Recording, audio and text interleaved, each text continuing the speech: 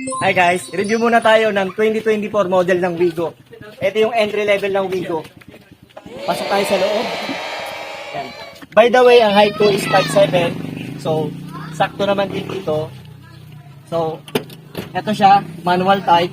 Disusi pa rin. So, hindi siya yung push button. Yan, pag in-start mo siya, make sure na naka-neutral. Yan.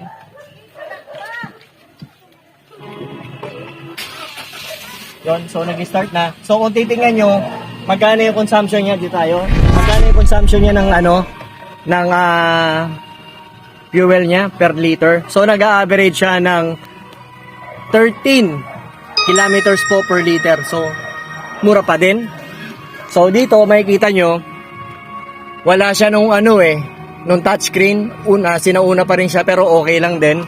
And then yung dito niya, wala siyang power window niya rito wala siya yung adjustable dito sa side mirror.